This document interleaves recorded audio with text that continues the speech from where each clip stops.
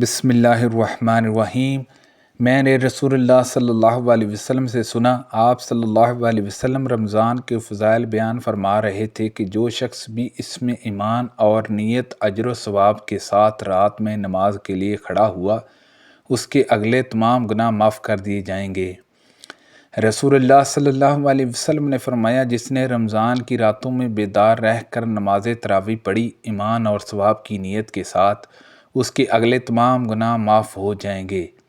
ابن شہاب نے بیان کیا کہ پھر نبی کریم صلی اللہ علیہ وسلم کی وفات ہو گئی اور لوگوں کا یہی حال رہا، الگ الگ اکیلے اور جماعتوں سے تراویحیں پڑھتے تھے۔ اس کے بعد ابو بکر رضی اللہ عنہ کے دور خلافت میں اور عمر رضی اللہ عنہ کے ابتدائی دور خلافت میں بھی ایسا ہی رہا۔ میں عمر بن خطاب رضی اللہ عنہ کے ساتھ رمضان کی ایک رات کو مسجد میں گیا۔ سب لوگ متفرق اور منتشر تھے، کوئی اکیلا نماز پڑھ رہا تھا اور کچھ کسی کے پیچھے کھڑے ہوئے تھے۔ اس پر عمر رضی اللہ عنہ نے فرمایا، میرا خیال ہے کہ اگر میں تمام لوگوں کو ایک ہی قاری کے پیچھے جمع کر دوں تو زیادہ اچھا ہوگا۔ چنانچہ آپ نے یہی ٹھان کر ابی ابن کعب رضی اللہ عنہ کو ان کا امام بنا دیا۔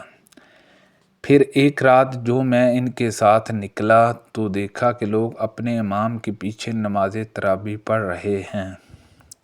حضرت عمر رضی اللہ عنہ نے فرمایا، یہ نیا طریقہ بہتر اور مناسب ہے، اور رات کا وہ حصہ جس میں یہ لوگ سو جاتے ہیں اس حصے سے بہتر اور افضل ہے جس میں یہ نماز پڑھتے ہیں۔ آپ کی مراد رات کے آخری حصے کی فضیلت سے تھی، کیونکہ لوگ یہ نماز رات کے شروع ہی میں پڑھ لیتے تھے۔ نبی کریم صلی اللہ علیہ وسلم نے ایک بار نماز تراویح پڑھی اور یہ رمضان میں ہوا تھا۔ رسول اللہ صلی اللہ علیہ وسلم ایک مرتبہ رمضان کی نصف شب میں مسجد تشریف لے گئے اور وہاں نماز تراویح کی نماز پڑھائی۔ کچھ صحابہ رضی اللہ عنہما بھی آپ کے ساتھ نماز میں شریک ہو گئے۔ صبح ہوئی تو انہوں نے اس کا چرچا کیا، چنانچہ دوسری روایت میں لوگ پہلے سے بھی زیادہ جمع ہو گئے اور آپ صلی اللہ علیہ وسلم کے ساتھ نماز پڑھی۔ دوسری صبح کو اور زیادہ چرچا ہوا اور تیسری رات اس سے بھی زیادہ لوگ جمع ہو گئے۔ آپ صلی اللہ علیہ وسلم نے اس رات بھی نماز پڑھائی اور لوگوں نے آپ صلی اللہ علیہ وسلم کی اقتداء کی۔ چوتھی رات کو یہ عالم تھا کہ مسجد میں نماز پڑھنے والوں کے لیے جگہ بھی باقی نہیں رہی تھی، لیکن اس رات آپ برآمد ہی نہیں ہوئے بلکہ صبح کی نماز کے لیے باہر تشریف لائے۔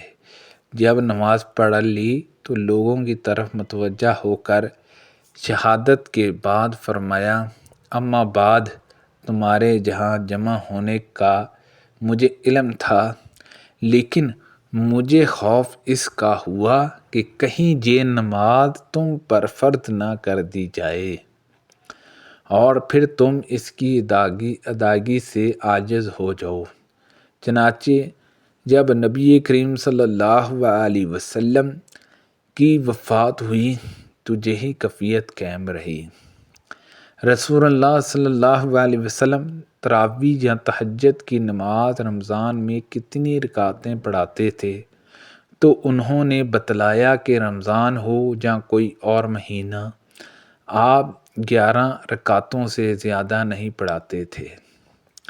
آپ صلی اللہ علیہ وسلم پہلی 4 رکعت پڑھاتے، تم ان کے حسن و خوبی اور طول کا حال نہ پوچھو۔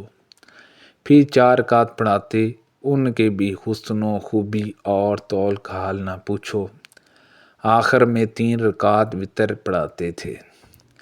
میں نے ایک بار پوچھا، یا رسول اللہ صلی اللہ علیہ وسلم، کیا آپ وتر پڑھانے سے پہلے سو جاتے ہیں؟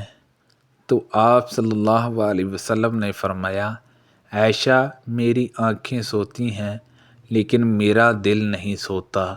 نبی کریم صلی اللہ علیہ وسلم نے فرمایا جو شخص رمضان کے روزے ایمان اور احتساب اصول اجر و ثواب کی نیت کے ساتھ رکھے اس کے اگلے تمام گناہ معاف کر دیے جاتے ہیں، اور جو لیلۃ القدر میں ایمان و احتساب کے ساتھ نماز میں کھڑا رہے ان کے بھی اگلے تمام گناہ معاف کر دیے جاتے ہیں۔ سبحان اللہ عز و جل۔ سفیان کے ساتھ سلیمان بن کثیر نے بھی اس حدیث کو ظاہری سے روایت کیا۔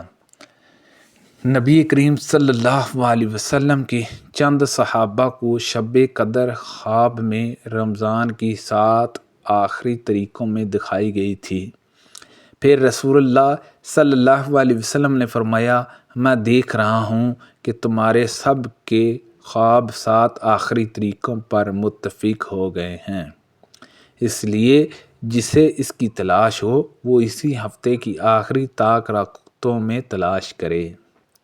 ہم نبی کریم صلی اللہ علیہ وسلم کے ساتھ رمضان کے دوسرے عشرے میں اعتکاف میں بیٹھے، پھر 20 تاریخ کی صبح کو ان حضرت صلی اللہ علیہ وسلم اتفاق سے نکلے اور ہمیں خطبہ دیا۔ آپ صلی اللہ علیہ وسلم نے فرمایا کہ مجھے لیلۃ القدر دکھائی گئی لیکن بلا دی گئی، جہاں آپ نے یہ فرمایا کہ میں خود بھول گیا، اس لیے تم اسے آخری عشرے کی طاق راتوں میں تلاش کرو۔ میں نے یہ بھی دیکھا ہے خواب میں کہ گویا میں کیچڑ میں سجدہ کر رہا ہوں، اس لیے جس نے میرے ساتھ اعتکاف کیا ہو وہ پھر لوٹ آئے اور اعتکاف میں بیٹھے۔ خیر میں نے پھر اعتکاف کیا، اس وقت آسمان پر بادل کا ایک ٹکڑا بھی نہیں تھا، لیکن دیکھتے ہی دیکھتے بادل آیا اور بارش اتنی ہوئی کہ مسجد کی چھت سے پانی ٹپکنے لگا جو کھجور کی شاخوں سے بنی ہوئی تھی۔ پھر نماز کی تکبیر ہوئی تو میں نے دیکھا کہ رسول اللہ صلی اللہ علیہ وسلم کیچڑ میں سجدہ کر رہے تھے، جہاں تک کہ کیچڑ کا نشان میں نے آپ صلی اللہ علیہ وسلم کی پیشانی پر دیکھا۔ سبحان اللہ عز و جل۔ اللہ پاک سے دعا ہے کہ اللہ پاک ان حدیثوں پر عمل کرنے کی توفیق عطا فرمائے۔ اللہ پاک ہم سب کو صحت و تندرستی عطا فرمائے۔ آمین بجاہ النبی الامین صلی اللہ علیہ وسلم۔